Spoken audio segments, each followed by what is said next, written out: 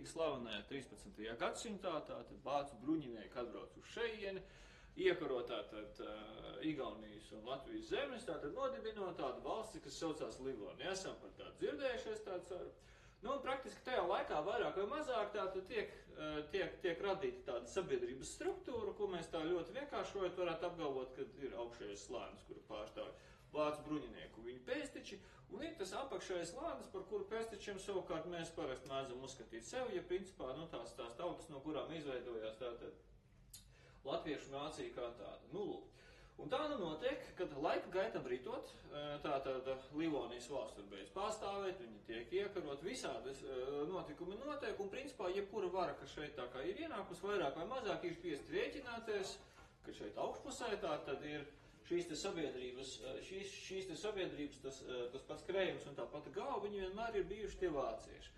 Tātad, ņemot vērā to, ka Livonija tātad nāk mums vairāk vai mazāk no viduslaikiem, tātad kopš tiem laikiem, tātad, lai varētu ar šo te sabiedrības daļu attiecīgi vienoties par to, ka varas realizācija noteikts ar viņiem kaut kādīgi, tātad šī te valdība piekāpjās uz visādiem daudziem dažādiem jautājumiem, un pamatā šis te, tas vienkāršākais ceļš, kas tiek praktizēts, ir tas, kad attiecīgi tiek saglabātas kaut kādas privilēģijas. Mēs zinām, kas ir privilēģijas, tā ceru, jo tā mēs saprotam, ka viss ir tieši tādīgi un nekas nav nekādīgi savādāk. Teiksim, ka likums visiem ir viens, bet ir kaut kāda privilēģija. Pieņemsim, ka jūs, tā, lai saprastu to privilēģijas dziļāko būtību, tātad pieņemsim, jūs esat universāla veikalā, jums ir pilni piegrauti rati, jūs tūlīt, jau vesi ārā, garā rinda izstāvēt, tūlīt tiksim pie kas, tas samaksāsim, tīsimies prom, bet tajā pašā laikā pilnīgi pēkšņi parādās tāds vīrs kā es, man ir zaļa forma, lielas kantēnas brilles, un ir tāda privilēģija, kur stāv rakstīts,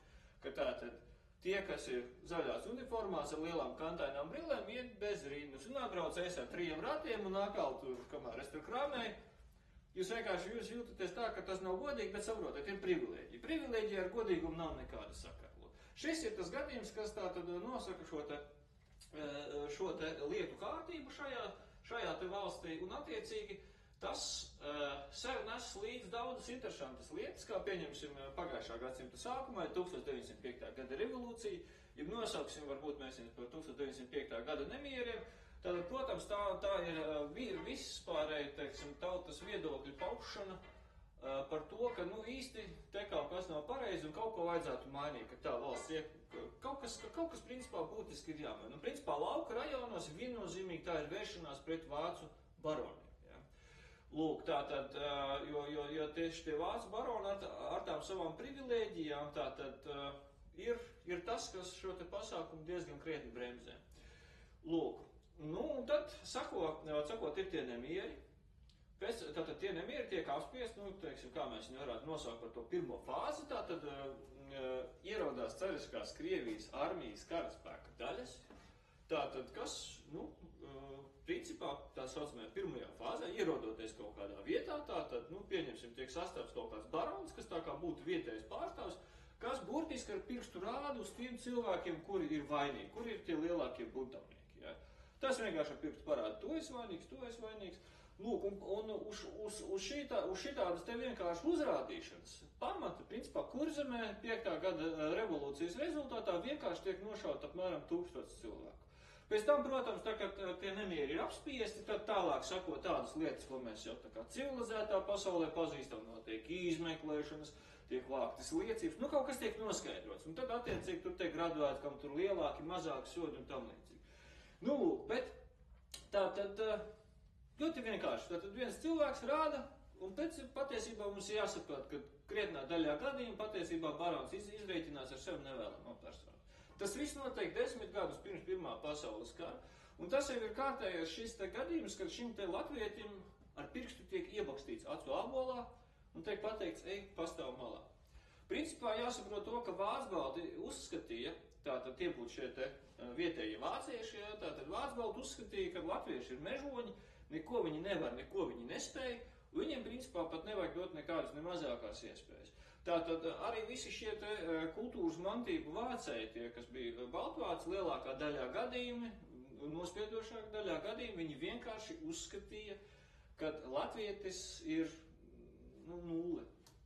Labākajā gadījumā viņš ir spējīgs rakt zemi. Neko viņš vairāk nevar. Tātad tas ir tāds ļoti būtisks aspekts, kas mums ir jāatcerās, jo sākoties Pirmajam pasaules karam, pilnīgi pēkšņi gluži negaidot, tātad 10 gadus pēc šīs revolūcijas pēkšņi cariskās Krievijas ienaidnieks ir vācietis. Saprotam. Tātad, vai cik tas jocīgi neskanētu, Pirmā pasaules kara sākumā, tātad balstoties uz šīs informācijas, ko es jums pavēstīju, mums ir jāsaprot to, ka latviešu sabiedrībā valda ārkārtīgi liels naids pret vāciešiem. Tā ir ļoti svarīga lieta, ko mums dara atcerēties, jo no tā mums jāsaprot to, ka principā latvietis jau pēc noklasējuma, dot viņam to iespēju, viņš ar tām dašām aizskriet līdz tam vācietim. Principā, ja viņam būs tiešām tāda iespēja un pārliecība, principā šīs kartas jau tātad vairāk vai mazāk mums ir jau tātad nolikts tā, ka mēs principā to latvietu kaut kā varam atšķirt no cita cariskās Krievijas impērijas iedzīvotāja. Tā, tagad es jūs esmu nedaudz uzsildījis. Nākošā lieta, kas mums jāsaprot, tātad, ja kāds kādreiz ir dzirdējis anekdoti par Napoleonu, kurš tur Tvaika ielā atpūšās, tātad, principā mēs zinām no vēstures, ka 1812. gadā tātad Napoleons mēģina iekarot šo te pašu carisko Krieviju, un Krievija ārkārtīgi plaši un ļoti veiksmīgi realizē izdedzinātās zemes taktiku, respektīvi, ja viņi pēkšņi nonāk pie tāda secinājuma, kad ir kaut kādas zemes, kurās tūlīt ienāks pretinieks, tātad tur tiek darīts viss nepieciešamais, tātad, lai pilnībā iznīcinātu kaut kādas vietējās ražas, dedzinātu mājas, visādas tam līdzīgas lietas, un arī vietējie iedzīvotāji tiek dzīti prom. Protams, pie iespējas šeit arī šī lieta tiek praktizēta. Ar to jāsaprot, ka līdz ko kļūst skaidrs, ka vācieši būs šeit, vienkārši tātad reāli dabā tas, saprot, ir izpaudies tādā veidā, vienkārši pie jums atļauj pāris karavīri un saka, 4 stundu laikā, ja šajā ēkā būs vēl kāds iemītnieks, ja mēs viņu sakapāsim gabalos. Visi atcerās to, ka pirms 10 gadiem, 5. gadu nemieros, tātad ir tāda precedenta bijuši, ka tie karavīri vienkārši saprot visu to, ka ir kara laiks, nav nekādu variantu, principā ir jāmūk projām, jo tiešām sakapās. Tātad ir jāsaprot to, ka vēl paralēli, protams, strādā jau Pirmā pasaules kara laikā tāda lieta kā propaganda, tātad presē tiek rakstīts par to, kādi vācieši ir nezvēri, sitvaro laupa, protams, ēd mazus bērnus, cep vāri, kā tur pēc, tad pilnīgi viss, kas vien būtu iespējams arī tur notiek.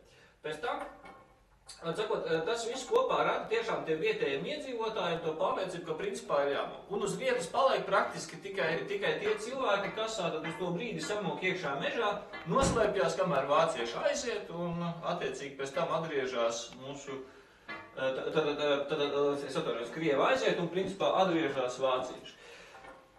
Nē, Krievi aiziet, un vācieši atnāk. Tas nozīmē to, ka tātad Kurzemes reģionā bēgļu gaitās ir devušies apmēram 75% iedzīvotāji, tātad pārpaliek tikai 25, katrs ceturtais. Un arī dzen Zemgalē notiek liela cilvēku kustība, tur dodās bēgļu gaitās 83%. Ar to mums ir jāsaprot to, ka sākoties Pirmajam pasaules karam Latvijas teritorijā ir apmēram 2,5 miljonus iedzīvotāju, savukārt Pirmā karam beidzoties 20. gadā.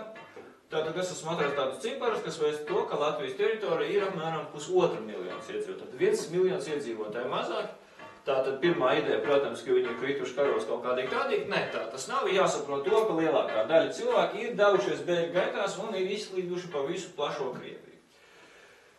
Lūk, no šitā viss mēs varam secināt to, ka tajā brīdī, kad šie latviešu strēlnieki ir dibināti, tajā brīdī, jocīgā kārtā, ir tātad vesela cilvēku grupa, kas ir bēgļi, no kuriem, padzirdot iespēju to, ka var pieteikties latviešu strēlniekos, tātad būtu karaspēka vienība, kas sastāv tikai no latviešiem, ka tad varēs iesist situāciju. Mums ir jāsaprot to, ka starp šiem cilvēkiem noteikti ir kāds cilvēku daudzums, kas nāk no Kurzemes, no Zemgales, kas attiecīgi jau ir gluži personiski motivēts nošaut, nodurt pēc iespējas vairāk vāciešus.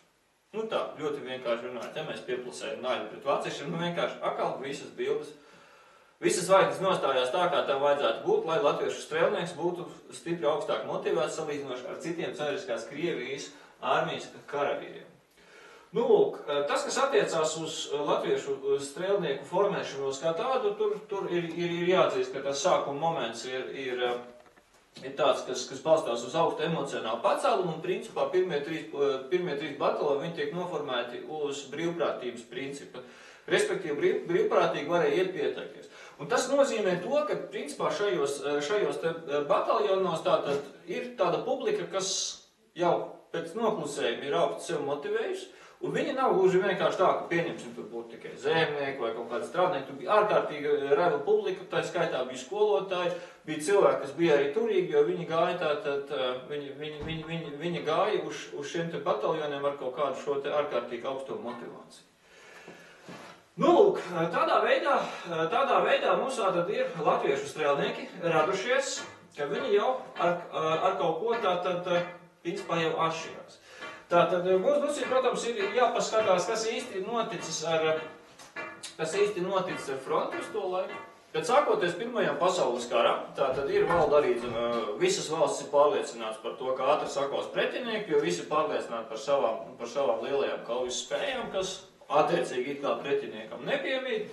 Nu, un šeit Krievijas pašos rietumos, ir ziemeļrietumos drīzāk, kara apgabalos, tātad iesauktie cilvēki, viņi formē divas karaspēka vienības, tātad viena būtu Samsonova armija, otra Rennenkampfa armija. Nu, jāatzīst, šie divi ģenerāļi, kas vada šīs te armijas, viņiem valda ļoti spēcīgas antipātijas vienam pret otru. Un tas briesmīgais rezultāts ir tāds, ka šie divi blakus esošās lielās armijas formējuma vadītāji principiāli viens ar otru nekontaktē. Tas rezultāts ir tāds, ka stipri mazāka šeit esošo vācu karaspēku vienība atsevišķi sakauj abas karaspēka daļas. Un principā šīs ir kaujas pie Mazūra ezeriem, tāpat tas būtu, paši Lietuvas dienvidi, par ap Daņsku uz leju, drusku uz šo pusi. Tātad, un attiecīgi šīs divas armijas tiek sakautas, un izveidojās tāda situācija, ka patiesībā uz to brīdi starp šo te vācu karaspēku un Pēterburgu un Maskavu patiesībā neatradās neviena kaujas spējīga cariskās Krievijas armijas daļa. Tad bija atsevišķi mazi militāri formējumi, lielākā daļā gadījumā tie bija kaut kādi pilsētu vai cietokšņu garnizoni. Principā pēc idejas visi vārti bija vaļā, bet vācieši kaut kā īsti pareizi nenorēģēja. Viņi pēc šīm te veiksmēm šajās te kaujās, kad sakauj šīs te divas Krievu armijas, tad viņi nolēma savu uzbrukumu virzīt tā kā drusciņu zem Maskavas. Un šajās daļās esošajām karaspēku vienībām bija jāveic tikai tādi uzbrukumi, kas tikai pievērš uzmanību. Viņa mērķis nebija iet uz priekšu, bet vienkārši piesaistīt Krievu spēkus, kuru principā tajā brīdī tur praktiski nekāda nebija. Un tā, piesaistot it kā pretinieku uzmanību, principā lēnā garā viņi virzījās uz priekšu un īsti nevarēja saprast, kāpēc tas viss tā tik vienkārši notiek. Savukārt cariskā Krievija uz to brīdi bija diezgan tādā šaušalīgā situācijā, kad viņi saprata, ka īsti šeit viņiem nav kas karot. Tāpēc viņiem neatlika nekas cits, kā viena no tālās Sibīrijas formētās karaspēku vienības ātri vest virzienā uz šejieni. Tātad mēs tagad varētu paskatīties, kas ir šīs te karavīrs, ar kuriem blakus, tātad latviešu strēlniekam ir jāatrodas šajās te kaujās. Mēs redzam šeit uz kartas 3. Sibīrijas strēlnieku divīzija, 12., 55., 56., 5. Sibīrijas strēlnieku divīzija. Tad šeit ir pamatā tikai un vienīgi Sibīrieši. Tātad, kā jau es minēju, viņi ir atvesti no Sibīrijas, un mums ir jāzina, ka tajā laikā Krievija bija, protams, tikpat praktiski liela kā tagad. Nu labi, drusciņi lielāk. Tātad, bet tā ideja tāda jāsaprot to, ka mēs esam cariskās Krievijas paši rietumi, un mēs esam, protams, ar kaut ko atšķiramies. Ir ārkārtīgi augsts inteliģences līmenis, tātad. Ir ļoti zems analfabētismu procents. Savukārt cariskās Krievijas armijā, par to analfabētismu procentu tur vēstu visādi daudz dažādi ciparēni, sazirukuši pareizās, bet ļoti bieži tiek pieminēt 60% un tam līdzīgi. Ja. Tas ir ļoti daudz lasīt, rakstīt, nepratēt. Mums jāsaprot to, ka zemais inteliģences līmenis sev nes kaut kādas nevēlamas parādības, tātad šis te karavīrs, viņš īsti varbūt neizprot līdz galam, varbūt šo te zemes struktūru, valsts struktūru pašu pa sevi, kāpēc tas karš ir sācies, kāda tam visam ir jēga un kāds ir mērķis šim te karam. Viņi atrodas ārkārtīgi tālu no mājām, Bet tas, ko viņi savā personiskajā dzīvē reāli redz un pieredz, tas ir visu šos te kara vājprātus, par kuriem mēs drusciņi vēlāk parunāsim. Patiesībā viņi pieredz vienkārši muru. Tad 15. gada laikā atsevišķas karaspēka daļas ir pilnībā nomainījušas savus personāla sastāvu 5-6 reizes. Saprotam manu domu? Pieņemsim, ja tur ir 1000 karavīru, tad 15. gada laikā tātad šajā karaspēka vienībā jau ir nošauta apmēram 5000 karavīru. Daļa nošauta, tad viņi tiek atjaunoti, atkal nākošās kaujas, atkal daļa krīt, atkal viņiem tiek pievests klāt kaut kāds dzīvais materiāls jāsaprot. Tas ir tas, kas ir karš, un tas ir tas, kas saucās lielgabalu garē. Tā nu, diemžēl, ir Pirmā pasaules kara rutīna. Nu, lūk, tad viņi atrodas ārkārtīgi tālu no mājām, viņi ir diezgan neizglītoti, un principā viņiem trūkst šī tā kā vispār, jo viņiem nav motivācijas. Protams, neizslēgsim tādu iespēju, ka varbūt tur pie mājām, ja pretinieks būtu aizjāts, viņi just kaut kādu personisku motivāciju. Kaut kā niknāk kauties vai kaut kā tā, bet patiesībā tas tā kā īsti nebija. Tātad viņiem raksturīgs, un nākošā lieta, tas, kas attiecās uz virsniecību, tātad šie virsnieki būtu tie, kas var šos te karavīrus kaujās, tātad piespiež viņus celties uz uzbrukumam un tātad doties tālāk. Mums jāsaprot to, ka pateicoties šīm te neveiksmēm kara sākumā, krietna daļa virsniecības tātad iegūta pārliecību, ka principā nav iespējams uzvarēt Vācu armiju. Ar to jāsaprot, ka, saprotiet, ja jūs neticat tam, ka jūs kādu uzvarēsiet, ir skaidrs, ka visdrīzāk jūs viņu neuzvarēsiet. Jums nav nekāda arī attiecīgi pietrūkst šī tā jocīgā lieta, kas saucās motivācija. Lūk, tas nebūtu tas, kas mums būtu jāatcerās šī brīdī, kad mēs gribam saprast, kas tad īsti ir noticis un kādos veidos. Par to pašu kara darbību mēs varbūt pārāk plaši tur detaļās neieslīgsim. Jums jāsaprot to, ka mēs ar kolēģi esam diezgan daudz diskutējuši par to tēmu, kā to visu varētu izstāstīt, bet patiesībā, kaut kur, teiksim, pēc pusotra gada pavadot šeit un tā kā intensīvi lasot visu laiku par šīm tā kaujām, man beidzot ir pārliecība, ka es nojaušu, kurš bija, kurš stāvēja un kā viss darīja. Jāsaprot to, ka karaspēka daļas, kas, teiksim, ir pulks attiecīgi, kur ir bataljoni, tātad viņi mēdz dalīties par rotām, kur atsevišķi rotas tiek sūtīts uz kaut kurien vai no kaut kurienes, tur beigu galā. Ir tā situācija diezgan sarežģīta. Bet mēs tā konceptuāli varam tā ātri izskriet cauri. Šeit tiek sapulcināti apmēram 100 000 cariskās Krievijas armijas karavīru, kas ir relatīvi neliels skaits priekš uzbrukumiem. Tātad, it kā tas mērķis apmēram varētu būt bijis uzstādīts ieņemt Jelgavu. Šis te ar tādu mazu, relatīvi tievu tādu līniju uzzīmētā līnija, tātad tā būtu mums liela, diezgan grūti šķērsojama upe. Viņa šeit ir pietiekama plata, lai būtu vērā ņemams šķērslis. Tātad šī pati teritorija, kur ir izveidojušies šie ierakumi, viņi ir ārkārtīgi purvaini, tātad tas, kas protams, maina šo te fortifikācijas būvi konceptu, tātad, kurš ir vaļņa veidā cauri visam purvam izbūvēts, tātad viņš ir ne tikai viena līnija, tur ir vairākas līnijas, plus ir atsevišķi nocietinātie punkti. Tātad šīs no militārā žargonā, teiksim, viņas varētu nosaukt par uz iekšu vērstu aizsardzības sistēmu. Tātad nepietiks ar to, ka jūs pārāsiet kaut kādu vienu līniju, jums principā arī tālāk tā pārvietošanās būs diezgan apgrūtinoša. Tātad uz šiem 100 000 cariskās Krievijas armijas karavīru, aptuvenais cipars, 12 000 būtu latviešu strēlnieku, tātad kas beidzot visu Pirmā pasaules kara laikā beidzot gadījums, ka viņi principā darbojās visi reizē. Tātad šis formējums saglabājās 3 dienas, kad viņi attiecīgi šeit ir. Līdz šim viņi izmantot arī atsevišķu bataljonu, pa bataljonu kaut kādām rotām, katra kaut kur vairāk vai mazāk tā kā izklaidus veidā. Pretī stāv 47 000 iezariskās Vācijas karavīru. Tātad, un ir 1916. gada 23. decembris ir tā diena, kad notiek šīs uzbrukums, uzreiz jāpiepilst, ka tas ir pēc vecā kalendāra. Tātad 18. gadā notiek šī kalendāra maiņa, ka cariskā Krievija pieņem to pašu kalendāru, ko lieto visa pārējā Rietuma Eiropa. Un, ja mēs gribam būt precīzi, tātad šīs uzbrukuma rīts ir 1917. gada 5. janvāris. Tātad tas būtu tas, kas ir pēc jaunā stila, un tas nozīmē to, ka visi atsevišķi pasākumi tātad notiek jau pēc jaunā gada. Tātad tā nu sanāk, ka tātad vāciešiem šīs uzbrukums ir attiecīgi janvāris, savukārt latviešu strēlniekiem 23. decembris, tātad diena pirms Ziemassvētkiem. Tātad par galveno uzbrukumu spēku tiek izvēlēti latviešu strēlnieki, un kuriem mēs tātad paskatāmies kartē, mēs redzam to, ka viņu savu uzdevumu arī veiksmīgi realizē. Tātad uzbrukuma punkts tātad ir nosprausts katrā brigādē ir pa 4 pulkiem. Tātad, un katrai brigādē ir nosprausts uzdevums tātad pāraut pretinieka līnijas tieši ap uz šīm te nocietinātajām punktām, kas saucās Mangaļi. Tas ir tas, kur mēs atrodamies patreiz, tātad tā ir kādreizējā mežsarga māja. Lūk.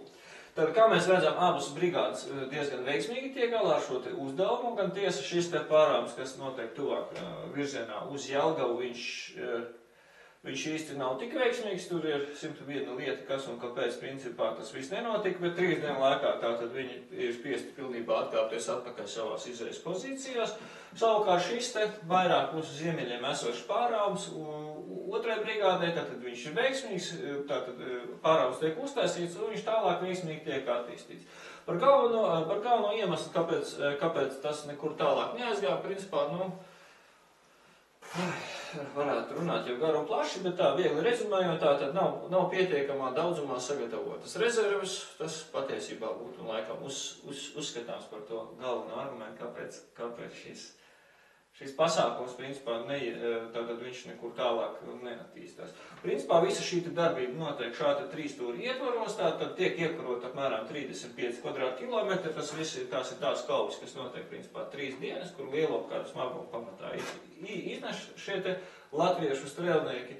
Tātad pēc šīm 3 dienām intensīvu kauju, tātad latviešu strēlnieki tiek aizsūtīti uz aizmuguri atpūsties, rekuperēt spēkus, kas saka vīri. Lūk, un attiecīgi, principā fronts līnija lēnāk garā nostabilizējās, tad savukārt vācieši, kas ir zaudējuši savas pozīcijas, tātad viņi ir savākušies kopā, pagrupējušies, pievilkuši kaut kādas rezerves un mēģina atpakaļ atsist savas pazaudētās pozīcijas, un tas gala rezultāts ir tāds, ka Cariskās Krievijas armijas karaspēks vietām sāka atkāpties jau. Kā tad glābiņš tiek atkal iesaistīti latviešu strēlnieki, tātad viņi šo te spiedienu tā kā piebremzē aptur, un šīs te kaujas, tātad viņas tālāk jau beidzās, militārā kampaņa beidzās ar to, kad iestājas temperatūra, kas nokrīt zem -30 un zemāk, pat -35 dažām vienā otrā avotā ir minēts. Un attiecīgi ir jāsaprot, ka šādās te kritiski zemās temperatūrās, tad pirmkārt, tad šauteņi aizslēga.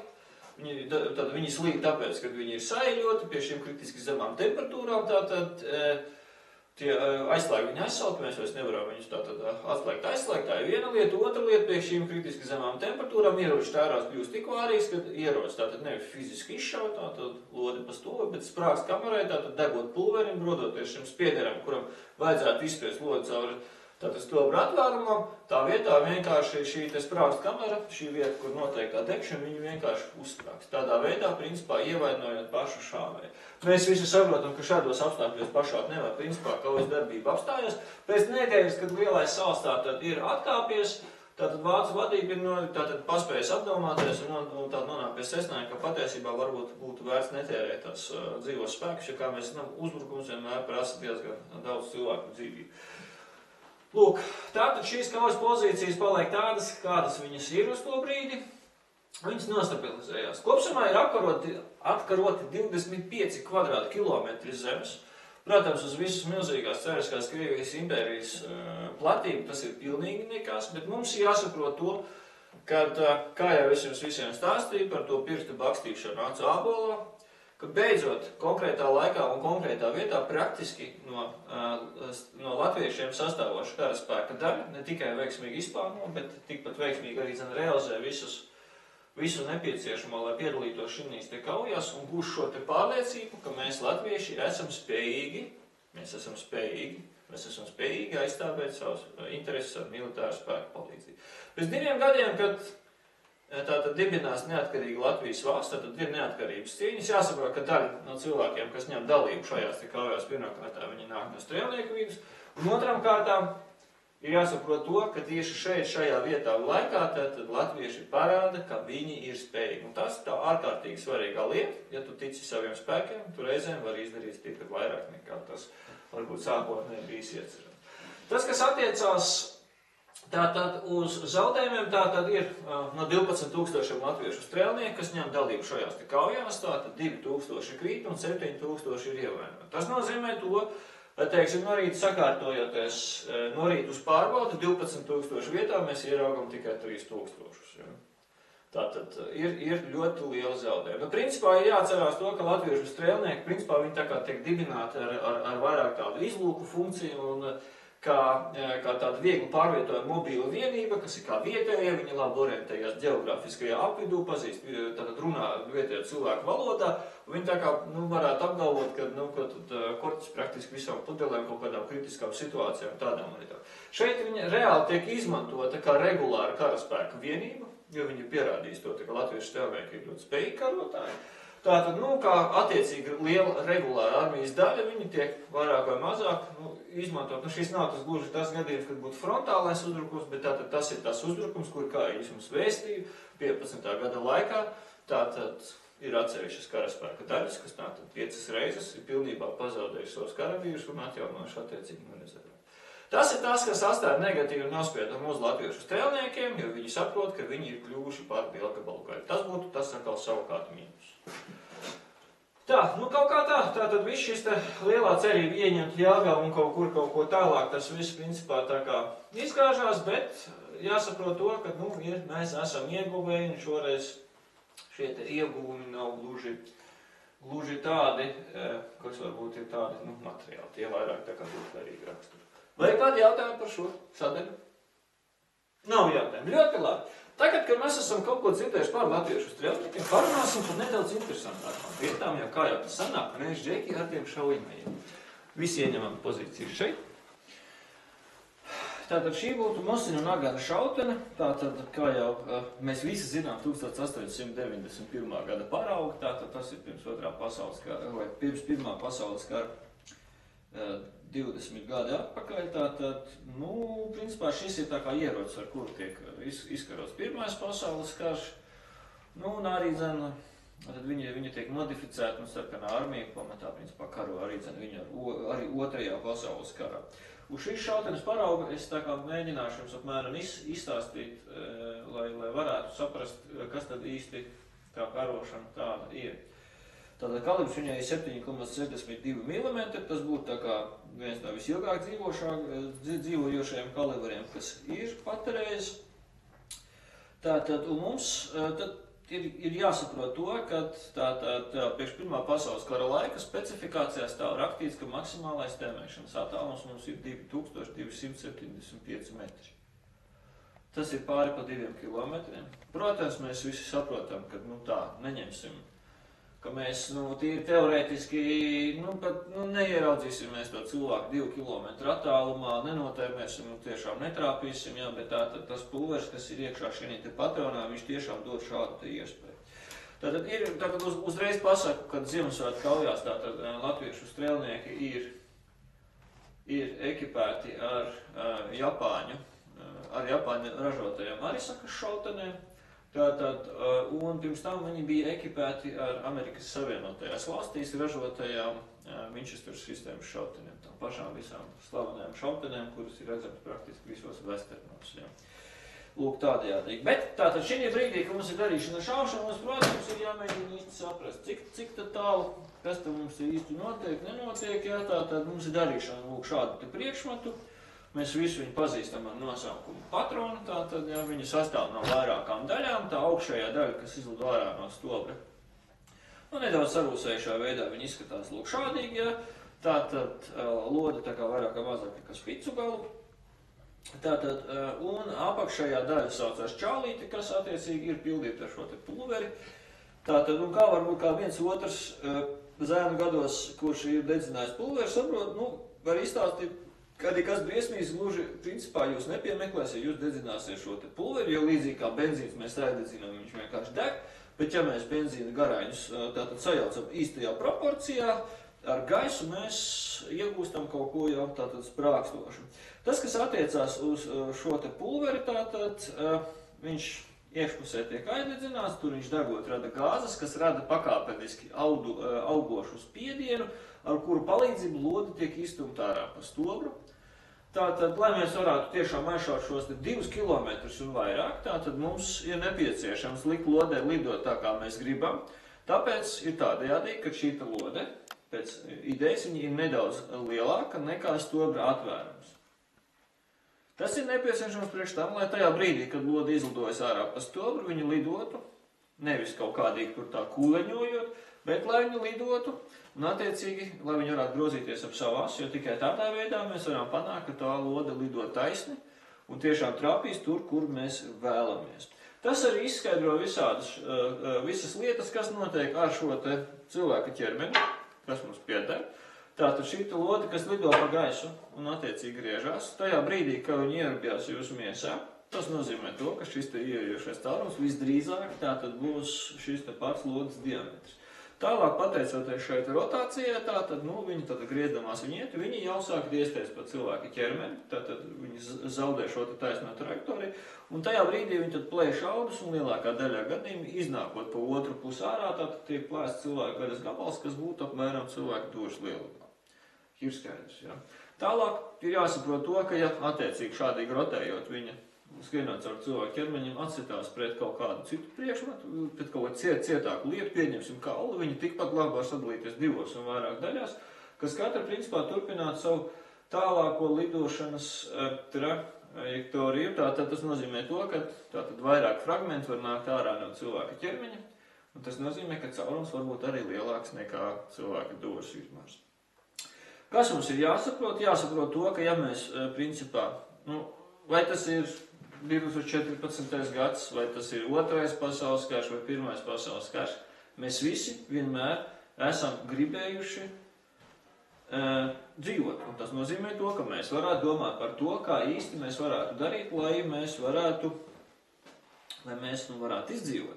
Un viena ideja, kas mums vienotreiz piemeklē, varētu būt bijis tāda, ka mēs gribētu aiz kādu noslēpties, bet tā situācija ir sekojoša. Ja mēs nostādīsim cilvēku vienu aiz otru un no tūs distances izšausim, tā lode varētu izlidot cauri vairākiem cilvēkiem, tātad aiz cilvēku principā slēpties. Cerēt jau var, bet praktiski dzīvē varētu arī tas gluži nepalīdzēt. Tas ir skaidrs. Tātad mēs ar lielāko prieku sēžam tranšajā, tātad esam noslēpuši savu ķermeni no pretinieka, esam izbāruši ārā kaut kādu stobru, un mēs tātad gribam šaut pa pretinieku kā traki, jo mēs zinām, ka tajā brīdī, kad mēs būsim spiesti to tranšajā pamest, tad būs diezgan nepatīkami. Tāpēc visu munīciju jau uz tiem laikiem nāk sagatavot šādā te veidā aptverē. Attaisot aizslēgu, tātad te ir tāda speciāla gropa, ieliekam iekšā, nofiksējam lūk šo te munīciju, ar īkšķa palīdzību mēs viņu iestumjam iekšā, es to nedarīšu, jo tad tur viss sasprūdīs. Tātad 4 patronas nonāk apakšā mums uz šejieni, tā ir tāda vieta, kas saucās magazina, 5. nostājas pretī stobram, aiztaisot cietā, tad mēs esam gatavi šaut, nospiežot mēlīte, tātad aizdedzinām kapseli, kas dod tādu lielu vārstumu, kas savukārt aizdedzina pulveri, kas rada šīs te karstās izplūdu gāzes, tātad karstās degšanas gāzes, ar kuru palīdzību šī lode tiek spiesta caur šim te stobram, jo kā jau es minēju, tātad tas stobra atvērums ir nedaudz mazāks nekā lodes diametrs. Tātad šeit tātad stobra iekšpusē ir tāda iegriezta vītne, ar kuras palīdzību tiek panākt šī te rotācija. Tātad lode izlido ārā, atskan ļoti liels troksnis, tātad šī spiediena starpība, kas valda stobra iekšpusē un stobra ārpusē, tātad no stobra joprojām lido ārā tātad degoši vai jau degoši, vai arī, teiksim, tāda pulvera gabaliņa, kas tuliņ vēl tikai degs, vēl pāris metrus nolido tātad mums aiz šīs te šautenes stobra gala. Tā kā esam izšauši pirmo lodi, taisam vaļā, tātad taisot vaļā ar tur tāds āķīts izvelk ārā tukšo čaulīti no sprāgstkamers, tātad aizdo pa gaisu kūpoša čaulīte. Šeit no apakšā esošā tātad atspēras tumu uz augšu, šeit esošās 5 patronas, vai patronu numur 4 nostājas pretī stobram, taisam ciet, esam gatavi šaut. Šaujam, atkal lodi lido ārā, tukšā čaulīt pa gaisu. Tātad tādā veidā mēs principā varam šaut lēnāk, tātad šaut un maksimālais šaušanas ātrums mums varētu sasniegt pat 18 šāvienus minūtē, bet ar mazu sīku ātrumu pietiek mums pievienot jebkādu kaut kādu darbību, kā pieņemsim tēmēšanu, tā, protams, šaušanas temps mums uzreiz samazinās. Lūk, nu mēs visi priecājamies par iespēju būt kaut kādā slēptuvē un attiecīgi šaut, jo tajā brīdī, kad mēs esam spiesti, vai nu tātad tur divas iespējamās situācijas, vai nu pretinieks ir atskrējis pie mums, vai arī mēs esam aizskrējuši līdz pretiniekam. Tātad šīs ir tādas divas iespējas. Vienā brīdī mēs vairs nespējam pārlādēt, mēs vairs nespējam šaut, un tajā brīdī attiecīgi mums neatliek nekas cits kā durut. Tātad durklis šai šautenei ir lūk šāds adatveida, tātad ļoti raksturīgs tikai šai šautenei. Tātad nu, ir jāatzīst, ka šeit allaž darbojās tādas lietas, ka mēs varam būt teorētiski sagatavot reāli praktiski dzīvē, mēs vienmēr saduroties ar lūk šādām te lietām, mēs īsti nekad nezināsim, kas mūs priekšā sagaida, jo līdz tam brīdim, kamēr neesam mēs nevienu nogalinājuši, mēs nekad nezināsim, cik daudz vai maz spēku mums ir jāpieliek, lai nogalinātu pretinieku. Un kā mēs varam lasīt tātad no šīm te atmiņām, tātad tas adrenalīna vilnis ir tik liels, ka lielākā daļā gadījumā, kad mēs nogalinām savu pirmo pretinieku tūcīņā, tātad parasti diezgan raksturīga lieta, kad šis durklis tiek izdurts cauri cilvēkam un praktiski vēl puššautē. Tas, protams, ir visbriesmīgākais, kas vien var notikt, jo tūciņi gan tajos, gan šajos laikos notiek vienmēr vienādi, ir divi cilvēki, viens otram skatās acīs. Jūs jau simtiem reižu esat paspējuši izdomāt to, ka patiesībā, ja tā godīgi, tad ar to cilvēku, kas pretī stāv īsti tur dalīt nav ko, bet tā nu ir nonācis, ka tagad viens no mums mirs. Tur tie plašie varianti nemaz praktiski nav nekādi. Tā, par to tad mums ir tā kā puslīdz skaidrs. Mums tad ir nākošā lieta, ko mēs tā ļoti īsi varētu izrunāt. Tātad Latvija ir valsts, kur tātad pasaules kari tātad mums ir gājuši pāri divas reizes, gan pirmais, gan otrais pasaules karš. Un tas nozīmē to, ka attiecīgi šādi te kara atkritumi, kurus mēs tā varētu nosaukt, tātad jeb sprādzienu bīstami objekti, kā mēs viņus pazīstam, tātad, ka viņi varētu būt sastopami relatīvi bieži. Nokļūstot pēkšņi kaut kādā kontaktā, tas ir vienalga. Jūs esat, nezinu, kā, teiksim, pamestā mājā ienākuši, jūs seņojat vai ko, principā sastopoties ar šiem te priekšmetiem, kas tiek definēti kā sprādzienu bīstami, jums ir jāatcerās, ka jūs viņus nedrīkstat aiztikt, jo jūs neesat kvalificēts noteikti sprādzienu bīstamības pakāpi. Tā būtu viena lieta, kas būtu jums jāatcerās. Nekādā gadījumā jūs nedrīkstat pagriezties un iet projām, jo var atnākt kāds cits un tiešām šos te priekšmetus aiztikt, un viņi var detonēt. Tātad viņš var detonēt un attiecīgi nodarīt kaut kādu diezgan pamatīgu postījumu, cilvēku nogalinot vai visdrīzāk ievainojot, un tas nozīmē to, ka jums jārīkojas pareizi. Jūs šo priekšmetu neaiztiekat, jūs attiecīgi apstājaties tur, kur jūs esat, un jūs informējat, tātad piezvanām uz policiju, pastāstām, kur mēs esam, kur mēs atrodamies, tad viņi atsūtīs kaut kādā veidā sapierušie, kas šo te lietu neutralizēs. Bet atkal no otras puses, ko es gribētu pastāstīt, ja jums savukārt patīk kā smaržo pulveris, kas ir sadedzis vai, teiksim, kaut kāda sprākstviela, vai arī attiecīgi kaut kāda sprākstviela, protams, jums vienkārši ir jāsaprot to, ka vislabākais rezultāts no jūsu darba būs tikai tad, ja jūs izvēlēsieties darīt kaut ko tādu, kas jums patīk. Un attiecīgi, ja jums patīk tā smarža, kāda parādās pēc tam, kad kaut kas ir uzsprādis, jums vienkārši ir jāizvēlās kļūt par karavīru, lai jūs ikdienā varētu vienkārši spridzināt uz vēla pāraušanu. Ir skaidrs, ja? Tā, tik tālu mēs varbūt par šo te. Tālāk mēs varētu aiet nedaudz tālāk. Tā, man būs gaismas avots ir muguras. Tātad Pirmā pasaules kara laikā izmantota dzeloņdrāts, protams, mums jāsaprot to, kad ir tāda lieta, kas saucās specifikācija. Protams, šīs dzeloņdrāts ir uztaisītas tādas, kuras ir maksimāli grūti tātad sagriezt, Mēs redzam to, ka dzeloni ir pietiekami daudz, lai attiecīgi saķertos visus mūsu drēbes. Tātad pirmajā pasaules karā ir ļoti attīstīta aizsardzības ieroči, respektīvi stacionārie ložmetēji, visādas tādas lietas. Un tas nozīmē to, ka līdz ko mums ir kaut kādas statiskās pozīcijas, tas nozīmē to, ka attiecīgi mēs varam sagatavoties pretinieku iespējamu atnākšanai pie mums. Mēs notīrām vismaz 300-400 metrus priekšā esošo teritoriju, lai tur būtu neviens koks, aiz kura varētu pretinieks paslēpties.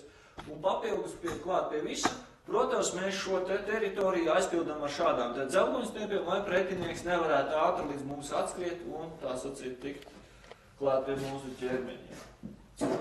Tātad dosimies tālāk.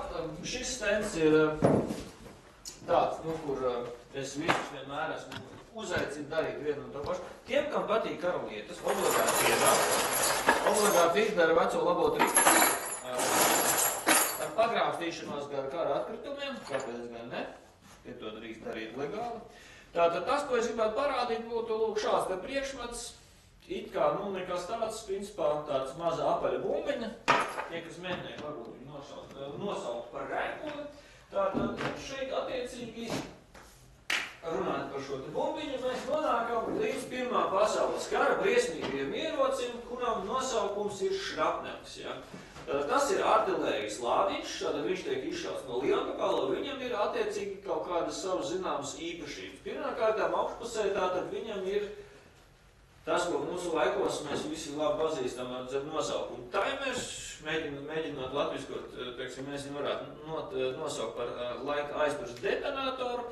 Tātad tā būtu viena lieta, viņš izceļās ar to, ka te ir virsū kaut kāda skala, kuru mēs varam, teiksim, pagriezt uz vienu vai uz otru pusi, definējot viņam sprākšanas brīdi. Apmēram šādā te tilpumā iekšpusē mums atrodas šīs te bumbiņas, kuras es jums rādīju, zem viņas atrodas praktiski puscentimetru bieza tāda metāla šaiba, un zem tās atrodas 100 grami parastā šaujampuldera, kuru mēs varam atrast jebkurā patronā.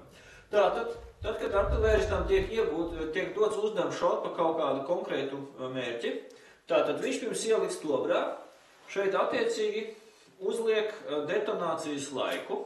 Tātad viņš ir izglītots, viņš tātad kartē ir diezgan precīzi paskatījies to, diezgan precīzi kartē, viņš vienkārši precīzi paskatās, cik ir metri no šī punkta, no kura jāizšauj līdz tam punktam, pa kuru jāatrāpa, un uzliek detonācijas laiku. Tas tiek darīts pēc tabulas. Teorētiski katrs artilērists varētu uz papīra aprēķināt, ja viņš zina tātad artilērijas šāviņu smagumu, viņš zina pluvera daudzumā, kuru tiek izšauts, tad viņš attiecīgi vēja ātrums, gaisa mitrums, pilnīgi visi ietekmējošie faktori, viņi tiek sasumēti, un attiecīgi pirms ieliks tobrā uzliekam detonācijas laiku. Tajā brīdī, kad izšaujam, tātad šeit iekšā notiek laika atskaita, tas skam diezgan sarežģīti, reāli praktiski dzīvē tas ir diezgan vienkārši, te ir tāds, principā tā kā gliemes, tātad, jo tālāk mēs aizgriežam, jo attiecīgi šī te gropē, kurā iekšā ir ķimikālija, tātad, jo ilgāks ir ķimikālijas degšanas laiks, kas ir relatīvi ātrs, protams, jo tas šāviņš lido ātri, un tad ir brīdī, kad šāviņš ir uzlidojis gaisā, un viņš principā krīt lejā, tur, kur ir iecerēts viņam tātad detonēt, tātad tiek aizdegts šeit iekšā esošais pulvera lādiņš, stumjot uz priekšu metāla šaibu, priekšgals atverās un visas lodītes izbirst ārā, tādā veidā radot ārkārtīgi blīvu tādu uguni. Šeit man aiz muguras ir tāda fotogrāfija. Tāda fotogrāfija, kurā mēs varam redzēt, kāds īsti izskatās smešs, pa kuru ir šauts ar šiem te šrapneļiem, tātad tas bumbiņas viņas visas tiek izstumtas reizē vienlaicīgi, tātad viņa papildus pātrinājums nekāds netiek piešķirts, vienkārši tas lādiņa lidošanas ātrums, viņš ir tas, kas nosaka, cik ātri lido šīs te bumbiņas. Tātad, un trāpot, teiksim, pa kaut kādu krūmu, viņš norāja nost visas lapas, kaut kādus mazākos zarus, un principā vienīgais, kas tātad viņam pāri paliek, ir tikai praktiski krasnākais tumšs, un no tās puses, no kurienes tātad lido šis te šāviņš, tur tiek norauts nost visa miza arī. Tātad, šis šāviņu tips salīdzinoši, teiksim, ar teiksim, šo te lodes lidošanas ātrumu un caursišanas spēju, viņš stipri vien atšķirās, tātad viņš patiesībā ir efektīvs tikai tad, ja ir liela cilvēku koncentrācija. un viņi neviens neatrodas aizsargāt. Tad lodi var izskriet cauri vairākiem cilvēkiem, savukārt šī te šrapneļa lodīte, viņa principā mēdz, praktiski nekad nemēdz izskriet cauri cilvēkiem. Tā ir tā principiālā atšķirība. Otrs visbiežāk lietotais artilērijas lādiņš Pirmā pasaules kara laikā parastais uzsitienu lādiņš, viņš izskatās lūk šādīgi, kad H5 galu atsitoties pret zemi, viņš detonē iekšā esošo sprāgstvielu.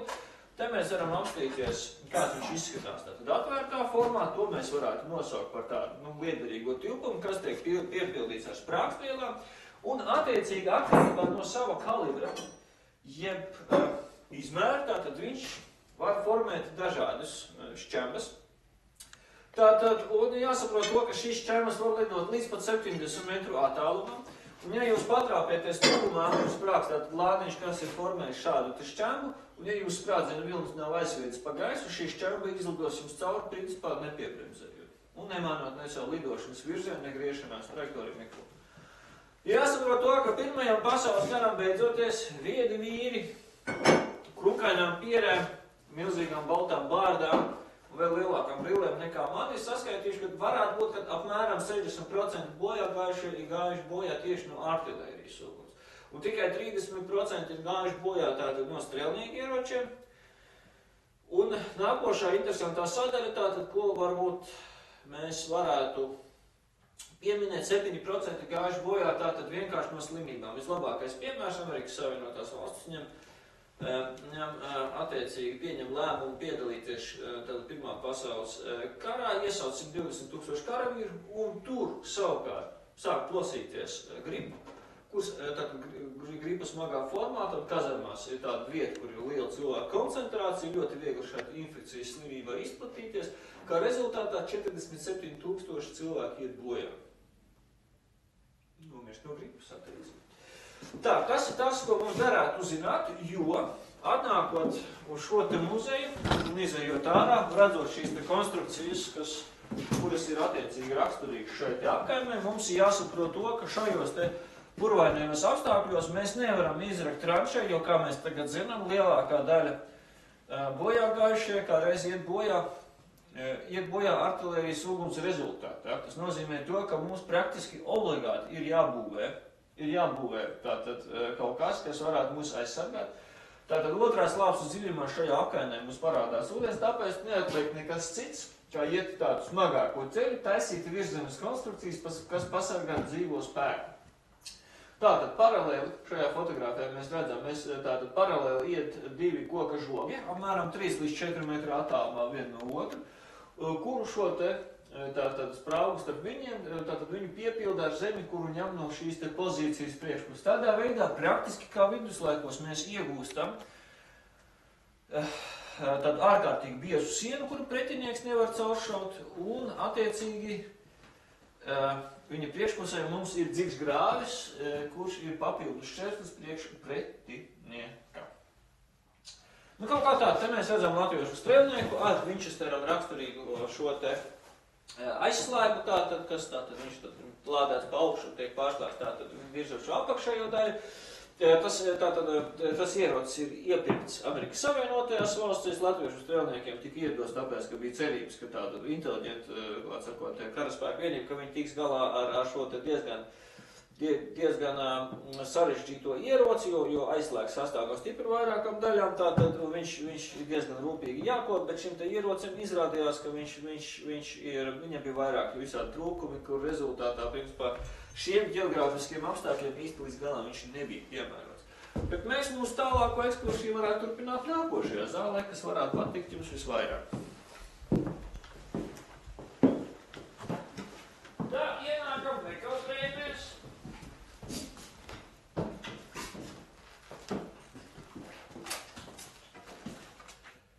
Tāds, kā reāli izstītos, bet vairāk kā mazāk dot kaut kādu savu priekšstatu. Šīs būtu vācu tranšēs, te mums būtu šaušliešu dzelzceļš, kuru vācieši bija uzbūvējuši, lai varētu nodrošināt karaspēku apgādi ar visu nepieciešamo pārtiku, munīciju un visām citām lietām, blindāžas, artilēristu pozīcijas. Šī būtu tā neitrālā zona, no šīs puses, kur atrodas vācieši, mēs redzam dzeloņstiepļu aizrokojumu. Tātad Vācijas valsts atšķirībā no cariskās Krievijas bija attiecīgi gatavojusies šim karam, cariskā Krievija tā kā netik ļoti, un savukārt no Krievu puses, no cariskās Krievijas armijas puses, tātad mums šeit ir tātad no koka zariem veidots tāds šķērslis. Šī būtu tātad cariskās Krievijas armijas pozīcijas, attiecīgi tas ir tas punkts, no kura tātad latviešu strēlnieki tātad sāk savu uzbrukumu vācu pozīcijām. Tātad katrai brigādei savā pārām vietā tātad ir novietoti piemiņas objekti. Tātad tur purvā, kur mums otrā brigāda pārā, tur ir nolikts tātad krusts. Savukārt šajā te galā, kur ir tas pirmās brigādes pārā punkts, tur ir zobens. Tā ir tā vieta, kuru katram vajadzētu apmeklēt. Tie divi bataljoni, kas attiecīgi ņēma dalību kaujās pie Jāgavas, viņi bija sākotnēji ekipēti ar Berdānas sistēmas šauteri. Viņi izcēlās ar to, ka viņi bija veci paraugi, viņi par aizgalu lādējumu ar vienu patronu ļoti lielu kalibru 10,67 mm. Ja? Viņš principā tāds ārkārtīgi vecs ierocis it kā no vienas puses. No otras puses tā pati lode, viņš bija tā nevis kā mūsu laikos pierasts ir kaut kāds svina gabals, kas dod to kinētisku enerģiju un ir ārējais apavs, kas to visu satur kopā. Tā lode visu sastāvēja praktiski no svina pikuča.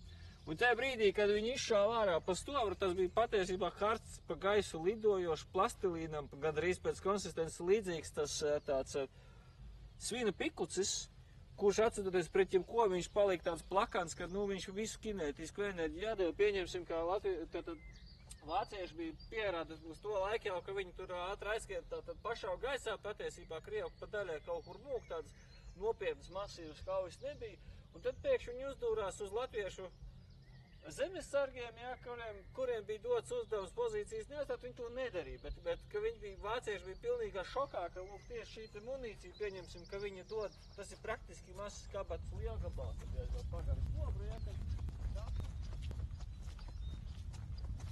šeit tad mēs varam atnākt un paskatīties uz tā saucamo blindāžu. Tā ir tāda būve, kurā karavīrs pavada pa nakti, viņš varbūt atpūšās. Tas koncepts viņai ir tāds, ka ir jābūt pietiekami augstiem griestiem, lai pretinieka artilērijas, lielākā kalibra artilērijas šāviņam, teiksim, nebūtu iespējams tiešā trāpījumā ar caursist griestu klājumu, tādā veidā, respektīvi, lai iekšā dzīvojošie paliktu dzīvi. Ja. Tā, te mēs attiecīgi varam redzēt gultas vietas, apmēram iedomātas, viņas tātad viņas šeit ir bez jebkāda klājuma. Cik varēja saprast, laikam viņi pa tādu polsterējumu materiālu visbiežāk izmantoja kaut kādas eglis kujas vai kaut kādas tam līdzīgas lietas. Vācieši, protams, dzīvo stipri labāk, ar cariskās Krievijas armijas karavīriem tā kā bija nedaudz jocīgāk, vienkārši vadība aizliedza vienkārši pirmās frontes līnijas tūmā vienkārši tātad kurināt uguni, kā rezultātā viņiem bija diezgan smagi pārlaist visas šīs tātad sacīt augstās ziemas.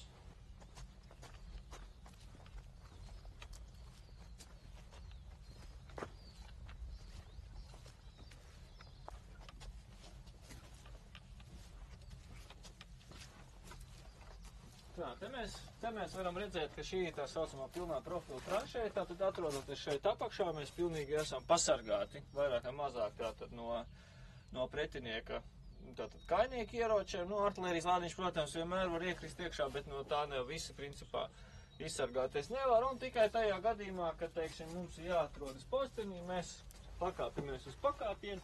Un šeit no iekšpuses mēs attiecīgi visu nakti stāvam un cenšamies skatīties, kontrolēt priekšā esošo teritoriju.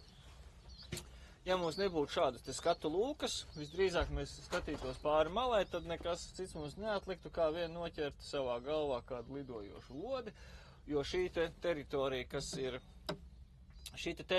kas atrodas starp mūsu pozīcijām un pretinieku pozīcijām, tātad tur notiek ļoti aktīva izlūku darbība, ir kaut kādi slēpņu posteņi, teiksim, kas viens otru cenšas nomedīt kaut kādus pretinieku paņem gūstā vai vienkārši kāds cilvēks mēģina trāpīt attiecīgi kaut kādam pretiniekam. Mēs varam doties tālāk.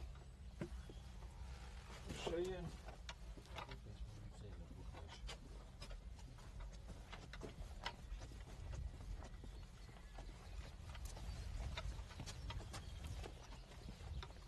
šeit, lūk, tur, kur beidzās konstrukcijas, ir zīme uz zobena no šejienes, tātad ejot pa šī vecā vaļa pārpaliekam pa augšpusi. Tātad pēc 700 metriem jūs nokļūsiet pie zobena, bet tas ir tas ceļš, kas katrs pašam ir tātad jāveic. Un jums pašiem ir jāmēģina ceļa abās pusēs ieraudzīt šos te noslēptos 12 priekšmetus. Laika gaitā, protams, šis priekšmetu daudzums var mainīties, jo mazums kāds nedisciplinēts turists kaut ko aiznesīs sev līdzi, it kā nekādas tik lielas vērtības te nav. Tātad, kamēr nav lapas, tas būs vieglāk, tā kā būs lapas, tad būs grūtāk. Ceļa abās pusēs 12 ar Pirmo pasaules karu saistīti priekšmeti.